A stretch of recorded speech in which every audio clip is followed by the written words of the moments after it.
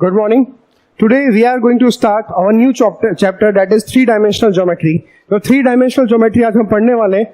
हमने पूरा chapter vectors पढ़ा है और वेक्टर में हमने बहुत सारी चीजें पढ़ी है. डॉट प्रोडक्ट कैसे निकाला जाता है, क्रॉस प्रोडक्ट कैसे निकाला जाता है, how to find the product of three vectors, vector triple product, scalar triple product. These all things we have studied in vectors. Okay, now we will be going to start three-dimensional geometry. So what is three-dimensional geometry? First of all, I will tell you all the things about it. Okay, first of all, you know all the things what came in three-dimensional geometry. Three-dimensional geometry में क्या क्या आता है. सबसे पहले हम बात करते हैं कि जब हम कोऑर्डिनेट ज्योमेट्री पढ़े थे क्लास 10th में, तो क्लास 10th में जो हम ज्योमेट्री पढ़े थे तो हमने उसमें देखा था कि हमने दो कोऑर्डिनेट्स यूज किए थे, that is X coordinate and Y coordinate. और हम लोग यही जानते थे कि फर्स्ट क्वाड्रेंट में एक्स कोऑर्डिनेट भी पॉजिटिव होता है, वाई कोऑर्डिनेट भी पॉजिटिव होता है.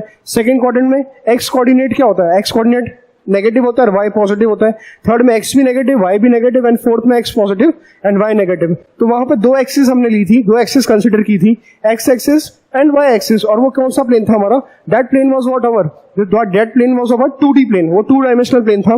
पर हम लोग क्या पढ़ने वाले, 3 डायमेंशनल प्लेन पढ़ने वाले हैं. अगर हम 3 डायमेंशनल प्लेन पढ़ने वाले हैं इसका मतलब हमारे पास 3D सिस्टम होगा. और 3D सिस्टम होगा तो ऑब्वियस सी बात है we will be using how many axis here, we will be using 3 axis. Which axis, X axis, Y axis and Z axis. और जो हमारे कोऑर्डिनेट्स थे हम पढ़ते थे एक्स कॉमा वाई. यहाँ पे एक कोऑर्डिनेट और जुड़ जाएगा that is X comma Y comma Z. इसका मतलब हमारे पास टोटल 3 एक्सिस होगी.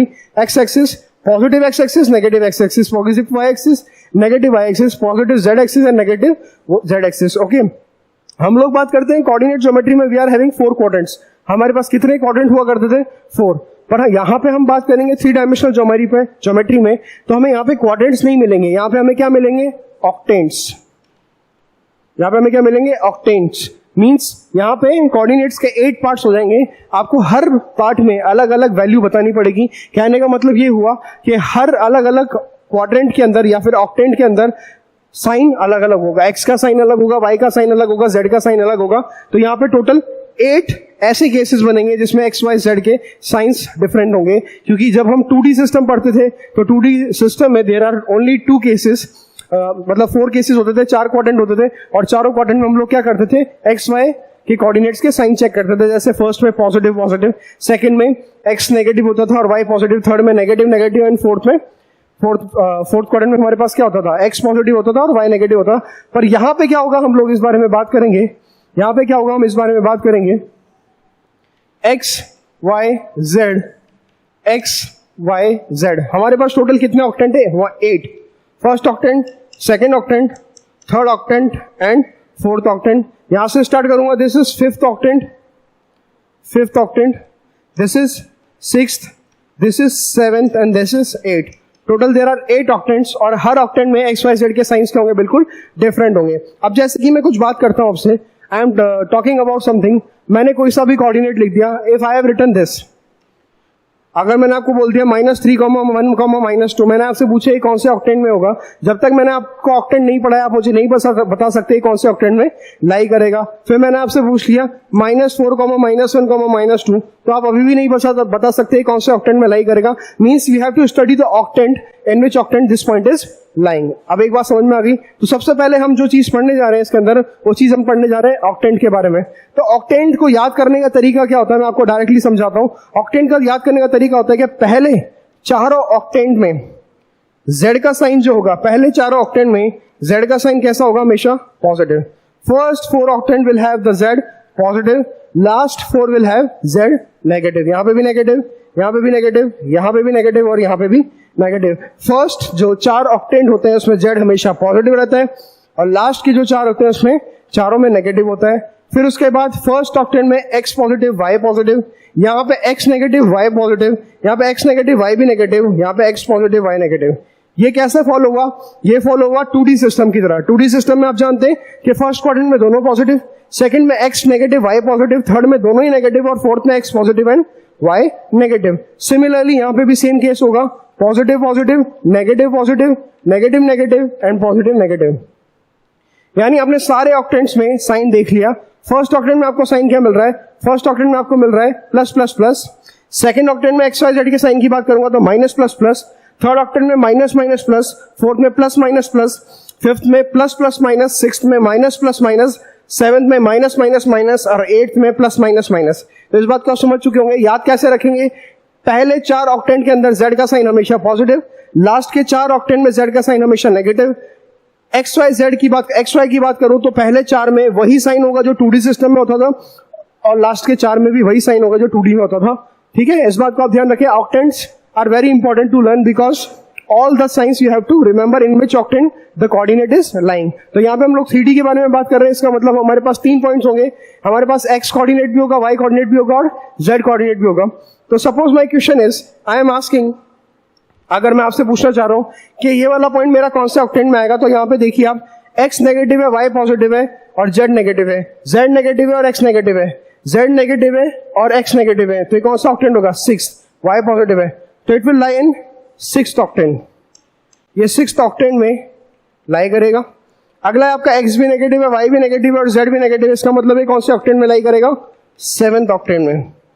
7th ऑक्टेंट में आप देख लीजिए, 7th ऑक्टेंट में ही x नेगेटिव है, y नेगेटिव है और z नेगेटिव है। तो इस बात को हम बहुत आसानी से समझ गए कि हमें किसी भी कोऑर्डिनेट का साइन पता लगाना हो कि वो कौन से ऑक्टेंट में, तो we can find out very easily. The process is very easy to remember. I have made it very simple to learn. Okay, तो please remember this thing. Okay, note it down.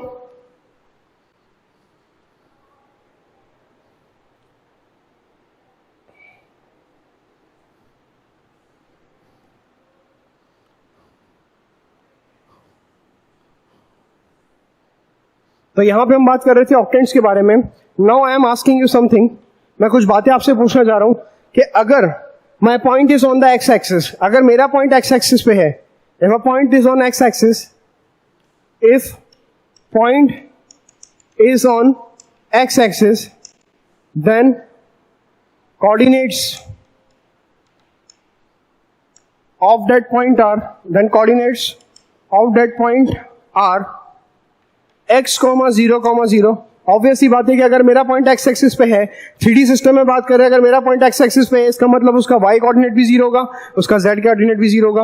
अगर वो point y axis पे है, इसका मतलब उसका x भी 0 होगा और z भी 0 होगा। और अगर वो z एक्सिस पे है, इसका मतलब उसका x भी 0 होगा, y भी 0 होगा, z 0 नहीं होगा। ये बात हम समझे।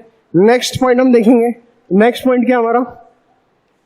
अ point is lying in YZ plane, then coordinates of the point will be of the form। अगर कोई भी पॉइंट YZ प्लेन में लाई कर रहा है, इसका मतलब उसका कुछ ना कुछ y कोऑर्डिनेट है और कुछ ना कुछ z कोऑर्डिनेट है। तो ऑब्वियस ही बात है, उसका कौन सा कोऑर्डिनेट 0 होगा? उसका x कोऑर्डिनेट 0 होगा। Then it will become what? Then it will become 0, y, z। ऐसा क्यों हुआ? क्योंकि वो YZ प्लेन में था, और अगर वो YZ प्लेन में था, उसका मतलब उसका x कोऑर्डिनेट 0 होगा। फिर मैं बोल दूं अगर XY प्लेन में है, XY प्लेन में है, इसका मतलब कौन सा कोऑर्डिनेट 0 होगा? उसका z कोऑर्डिनेट 0 होगा। थर्ड पॉइंट अगर मैं आपसे बोलना चाहूं कि XZ प्लेन में है, तो XZ प्लेन में है, इसका मतलब उसका कौन सा कोऑर्डिनेट 0 होगा? y, यानी x 0, z। तो इस बात को समझिए, जब भी आपसे पूछा जाए किसी भी प्लेन के बारे में कि उस प्लेन में वो पॉइंट कैसा होगा, तो आप उसको आराम से बता सकते हैं कि वो कैसा होगा, है ना? If the point is in x axis, then x, 0, 0, on y axis, then 0, y, 0, then z axis 0, 0, z। If the point is in YZ plane, it is in YZ plane means y coordinate and z coordinate are present and x coordinate is 0. If it is in XY plane, then x and y are present, z is 0. If it is in XZ plane, then x is not 0, z is not 0 and y is 0। तो इस बात को आप बहुत आसानी से समझ सकते हैं। Okay, note it down.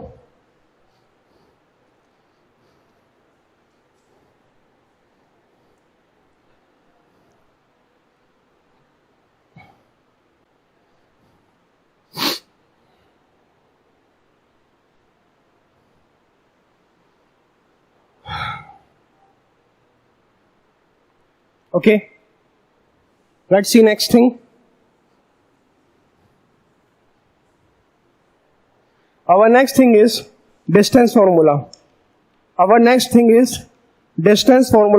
And what is distance formula? When we talk about distance formula in 2D system, if we want to find the distance between 2 points, that one point is x1 comma y1, another point is x2 comma y2, then the distance between the 2 points was what? x2 minus x1 whole square plus y2 minus y1 whole square का under root. यही हम लोग करते थे जब 2D system में हमें distance निकालना होता था.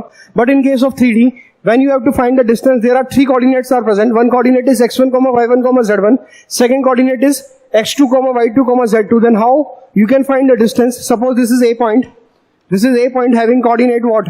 x1 comma y1 comma z1, and you are having second point that is b, that is x2 comma y2 comma z2. Then the distance between a and b point will be x2 minus x1 whole square plus y2 minus y1 whole square plus z2 minus z1 whole square. Because 2D में हम लोग बात करते थे तो हमारे पास point होता था x1 कॉमा y1 और b पॉइंट जो होता था हमारे पास that is x2 comma y2. तो ए बी डिस्टेंस जो हम लोग निकालते थे that is under root of x2 minus x1 whole square plus y2 minus y1 whole square plus z2 minus z1 whole square. This was the distance between two points when we have to find in 3D geometry. Okay, understood. तो suppose my question is find the distance between 2 comma minus 3 comma 4 and minus 1 comma 0 comma 5. एक point है आपका 2 comma minus 3 comma 4. Let's say it is A point, this is B point. A point आपको दिया हुआ है 2 comma minus 3 comma 4 और B point आपको दिया हुआ है minus 1 comma 0 comma 5. And if you want to find the distance between AB, तो AB will be equal to what? AB will be equal to x2 minus x1 whole square means minus 1 minus 2 whole square plus y2 minus y1, it is 0 minus of minus 3, that is plus 3 whole square plus z2 minus z1 whole square means 5 minus 4 whole square. So AB distance will come out to be under root of minus 1 minus 2 is minus 3 whole square is 9 plus 3 square is 9 plus 5 minus 4 is 1 square is what? 1. So total will come 9 plus 9 18, 18 plus 1 it is what? It is under root of 19. So you can see how to apply the distance formula, that is under root of x2 minus x1 whole square plus y2 minus y1 whole square plus z2 minus z1 whole square. Okay. Write down the next question. हम लोग अगला question देखते हैं. अगला question क्या है हमारा? Write down the next question. Your question is show that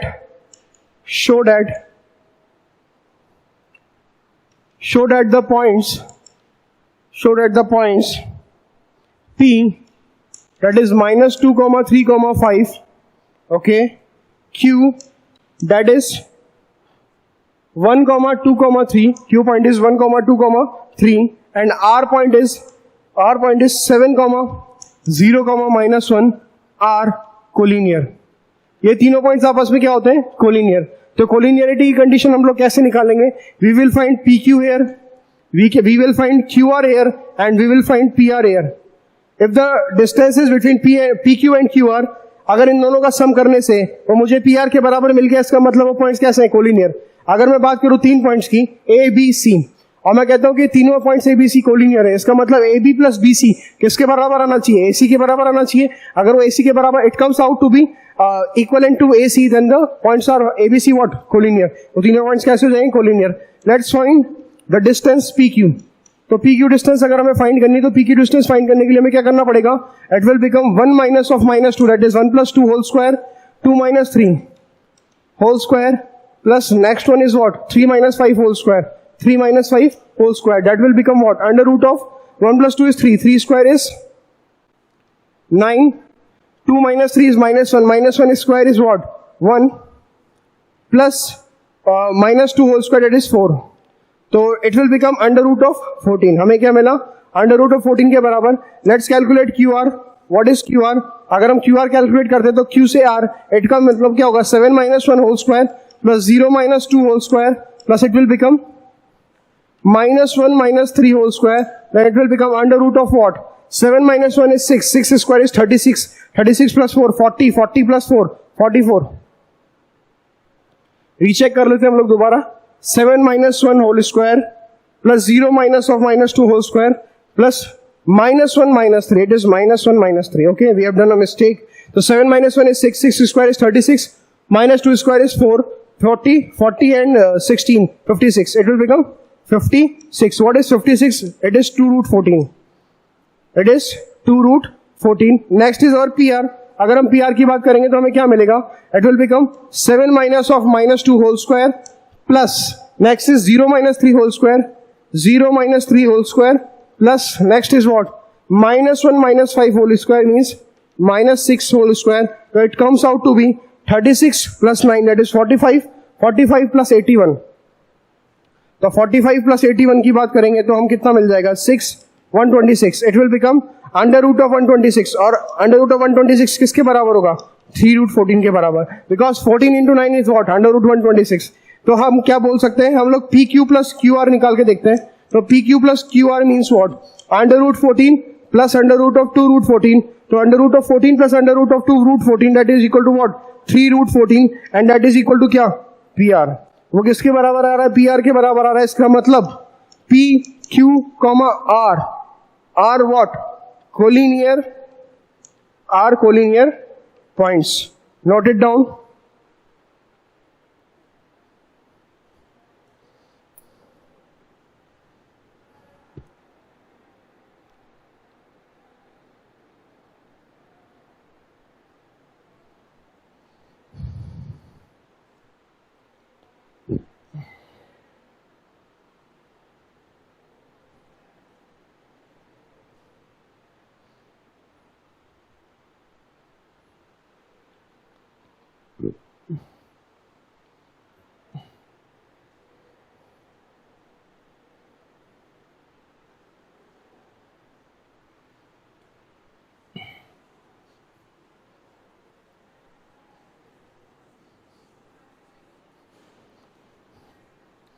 Let's do another question.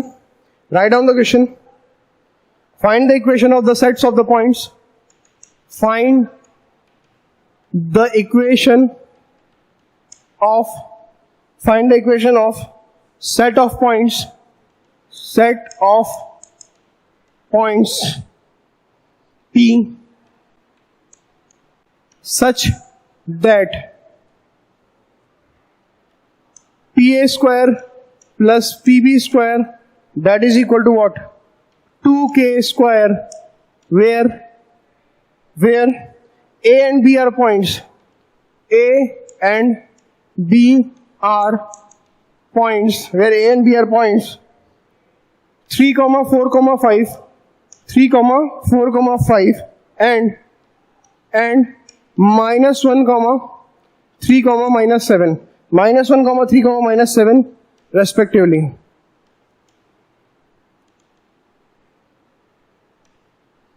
ठीक है, तो यहां पे हमें देखते हैं. Find the equation of a set of point P such that PA square plus PB square is equal to 2K square where A and B are the points. Let us suppose P point is what? मैं P point को assume कर लेता हूं x, y, z. Okay, if I want to calculate PA and I will do the square of PA, तो under root हट जाएगा क्योंकि PA क्या होगा? P और A के बीच का डिस्टेंस. A पॉइंट हमें क्या दिया हुआ है? 3, 4, 5. तो अंडर रूट क्या होगा? हट जाएगा क्योंकि यहाँ पे क्या दिया हुआ है? स्क्वायर. तो it will become what? It will become x minus 3 whole square plus y minus 4 whole square plus z minus 5 whole square plus pb square. pb square is what? p और b के बीच का distance. p और b के बीच का distance. तो it will become what? x plus 1 whole square plus y minus 3 whole square plus z plus 7 whole square that is equal to हमें किसके बराबर दिया हुआ है? That is equal to 2K square. तो हमें क्या बोला? Find the equation of set of points P such that PA square plus PB square is equal to 2K square where A and B are points 3, 4, 5 और B point आपको दिया हुआ -1, 3, -7. तो P आपको दिया हुआ है. तो आपने क्या कंडीशन थी? आपको दिया हुआ था PA square plus PB square is equal to 2K square. इसका मतलब ये हुआ कि हमने इसको सॉल्व कर लिया. तो यहाँ पे आपको क्या मिलेगा? हम लोग देखते हैं. x square -6x plus 9 plus y square minus 8y plus 16 plus z square -10z plus 25 plus x square plus 2x plus 1 plus y square -6y plus 9 plus z square plus 14y plus 49 that is equal to 2K square. हम यहां तक पहुंच गए. हम देखते हैं x square कितनी बार मिलता है? एक बार एक्स स्क्वायर, दो बार x square. It will become 2x square plus y square will come out 2 times and z square will also come 2 times. Minus 6x and plus 2x, it will become minus 4x. Then y minus 8y minus 6y, that is equal to minus 14y. Next is your z. Z is what? Minus 10z plus 14z. It will become 4z. अब हम constants को count कर लेते हैं. It will become what? 9 plus 16, 25. 25 plus 25 is 50. 50 plus 1, 51. 51 plus 9, 60. 60 plus 49, that is 109. So it will become 109 minus 2k square, that is equal to 0. So divide by 2, it will become x square plus y square plus z square minus 2x minus 7y plus 2z minus k square plus 109 divided by 2, that is equal to 0. So this is our final answer. Note it down.